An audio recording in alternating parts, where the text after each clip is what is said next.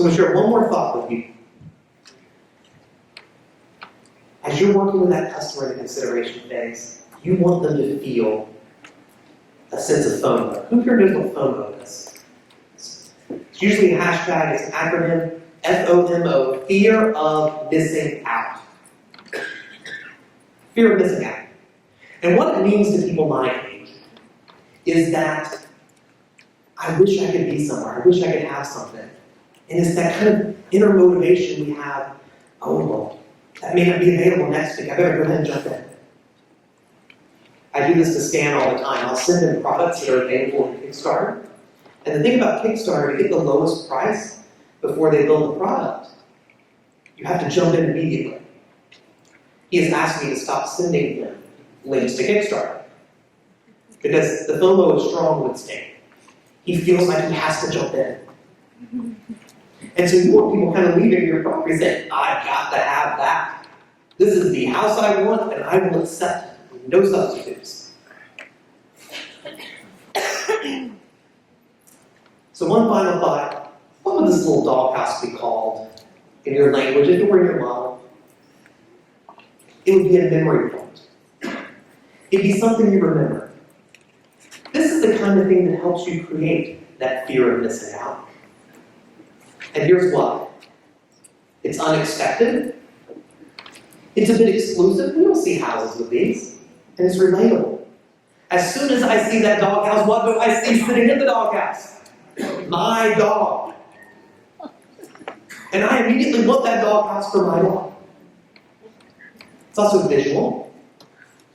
It's a very simple concept. I don't have to think about how it works. For instance, my mother informed me when we were shopping for new kitchen cabinets that there's these things called pot fillers. You put it over the stove and you can fill up the pot without having to put it in the sink. I obviously don't spend enough time in the kitchen. But it wasn't simple. I didn't know what it was for. But that doghouse, I know what it's for. And it's encouraged. Why don't you just put up a little sign beside that? Feel free to take a photo. Feel free to share. And then all of a sudden, you're starting to create that FOMO. Someone is worried about missing out on that doghouse. Okay, so we brought you to the point we talked about how to get great leads. We talked about how to build that relationship with them, and they are feeling great. They are ready to sign. They're ready to sign that contract. Who likes seeing contracts get signed? In my business, seeing a contract get signed is the second most favorite thing I do. You know what the first one is? Depositing the check. Exactly right. But beware of something. And I can't caution you enough. There's a cliff coming. Because as soon as my customer signs, as soon as they sign, there's a cliff.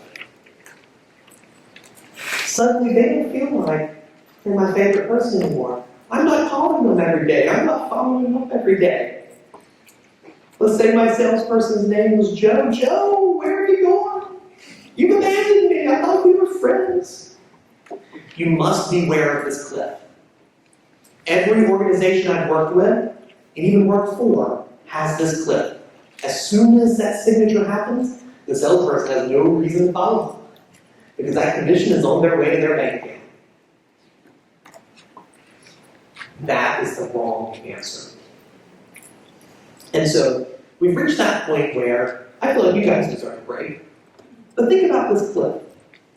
If you take everything we've taught you here today, so far, you're just at the cliff. After the break, we're going to talk about how to continue that relationship, to continue these emotions we want them to feel for the remainder of the process until they are happily moved into their new home.